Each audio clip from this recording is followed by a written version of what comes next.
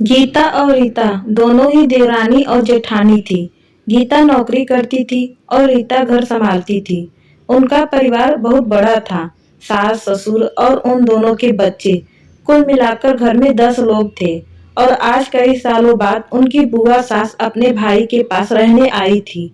सुबह उठते ही बुआ जी ने देखा गीता जल्दी जल्दी अपने काम निपटा रही थी। रीता ने सबका नाश्ता बना दिया, जिस नाश्ते को गीता ने सबको परोस दिया।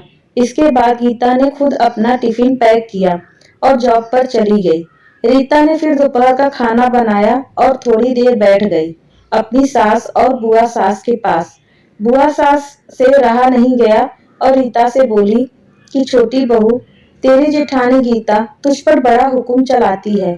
सुबह से देख रही हूँ रसोई घर में तू ही लगी हुई है और वो महारानी दिखावा करने के लिए सबको नाश्ता परोस रही थी, जैसे उसी ने बनाया हो। यह सुनते ही रीता ने अपनी बुआ सास की तरफ देखा और बड़ी प्यार से कहा, नहीं ऐसी कोई बात नहीं है बुआ जी, गीता बहुत ही अच्छी है। बुआ बोली, तू बहुत भोली है रीता, पर मैं सब समझती हूँ। इतनी बूढ़ी मैं ऐसे ही नहीं हुई। रीता से अब रहा नहीं गया और वह बोली कि बुआ जी, आपको गीता दीदी का बाकी सबको नाश्ता परोसना दिखा, मगर आपको ये नहीं पता कि उन्होंने मुझे डांट कर सबसे पहले नाश्ता करवाया, फिर चाय पिलाई, और वह रोज ही मुझे सबसे पहले ही नाश्ता करवा देती हैं। वरना सबका नाश्ता बनाते तो मैं नाश्ता ही ना कर पाऊं। वो मेरा कितना ख्याल रखती हैं। दीदी सुबह जल्दी उठकर मंदिर की सफाई करके फूल सजाकर रखती हैं और वह मुझे खुद से 1 घंटा लेट उठने को कहती हैं, क्योंकि मुझे उठते ही नहाकर सीधा रसोई में ही जाना पड़ता है। शाम को ऑफिस से आते वक्त दीदी बाजार से सब्जियां भी लेकर आती हैं, क्योंकि हमारे हस्बैंड रात को लेट हो जाते हैं। और गीता दीदी ने सासू माँ को बाजार जाने के लिए मना किया है, क्योंकि माँ जी अब 60 साल से ऊपर हो चुकी हैं। कहीं बाजार जाते समय उन्हें तकलीफ ना हो जाए। वैसे भी उन्हें घुटनों की परेशानी है और जब माँ जी को घूमने का मन होता है तो गीता दीदी छुट्टी करके खुद उनको घुमाने लेकर जाती हैं। और हाँ बुआ जी, गीता दीदी रोज शाम को आकर खाना बनाने में मेरी खूब मदद करती हैं, चाहे वह कितनी भी थकी हुई हो।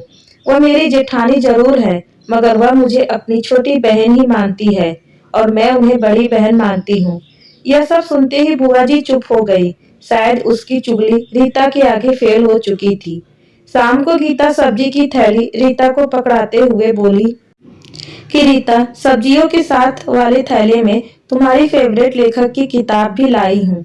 यह सुनकर रीता खुश हो गई और बोली, थैंक्स दीदी। रीता सब्जी की थैली किचन में रखी और किताब रखने अपने कमरे में चली गई। तभी बुआ जी ने गीता को आवाज दी, बड़ी बहू जरा यहाँ आना। गीता बोली, जी बुआ जी। तभी बुआ जी बोली कि तुम इतनी मेहनत करके कमाती हो और ऐसे ही फालतू किताबें खरीद कर पैसों को क्यों बर्बाद कर रही हो, वह भी अपनी देवरानी के लिए। वह तो वैसे भी घर में करती ही क्या है। तुम दिन भर मेहनत करती हो और वह घर में आराम करती है। इस बात पर गीता मुस्कुराकर बोली, क्या बुआ जी, आराम? और रीता, उसे तो कह कह कर आराम करवाना पड़ता है। सुबह से बेचारी लगी ही रहती है। किचन में सबकी अलग अलग पसंद, मेरे और उसके मिलाकर 4 बच्चों का टिफिन सब वही करती है। फिर भी उसके चेहरे पर हमेशा एक सुंदर सी मुस्कान ही रहती है। सुबह की चाय पीने के भी समय नहीं रहता उसे, और जब दोपहर बच्चे आते हैं और उनका खाना, उनकी पढ़ाई सब वही देखती है। वो है, इसीलिए मुझे बच्चों की चिंता भी नहीं रहती और मैं अपना पूरा ध्यान ऑफिस में लगा पाती हूँ। कुछ दिनों पहले ही प्रमोशन मिला है। मम्मी पापा की दवाई कब खत्म हुई और कब लाना है, यह सब वही तो ध्यान रखती है।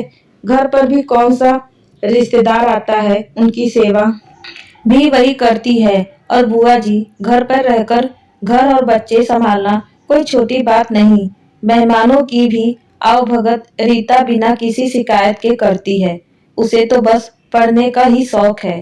फिर क्या मैं अपनी छोटी बहन की छोटी सी इच्छा भी पूरी नहीं करूंगी? अगर उसकी इच्छा में पूरी नहीं करूंगी तो कौन करेगा? अब तो बुआ की पूरी तरह से बोलती ही बंद हो चुकी थी। फिर गीता भी अपने कमरे में चली गई ये सारी बातें गीता की सास पीछे खड़ी हुई सुन रही थी। वह बुआ के पास आकर बोली कि जीजी, ये दोनों देवरानी जेठानी जरूर हैं, मगर इनका प्रेम दो सगी बहनों से भी ज्यादा बढ़कर है। यह दोनों ही एक दूसरे का अधूरापन पूरा करती हैं।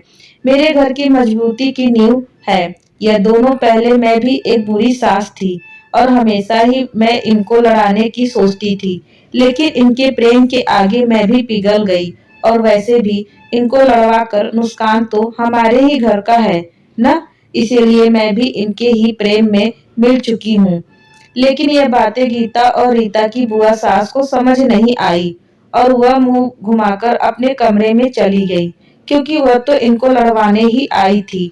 लेकिन गीता और रीता जैसी बहुओं के बीच के दरार पैदा करना बिल्कुल नामुमकिन था। और दोस्तों, अगर गीता रीता जैसी बहू बेटी हर घर में हो तो उनके प्यार घर को बड़ी से बड़ी ताकत भी नर्क नहीं बना सकती। वाकई में ऐसी बहुएं हर घर में हो तो हर घर एक स्वर्ग बन सकता है। आप इस कहानी के बारे में क्या कहेंगे? दोस्तों, आपको यह कहानी कैसी लगी? नीचे कमेंट करके हमें जरूर बताइएगा। अगर आपको यह कहानी पसंद आई है तो हमारे चैनल को सब्सक्राइब, वीडियो को लाइक शेयर करना मत भूलिएगा। धन्यवाद दोस्तों।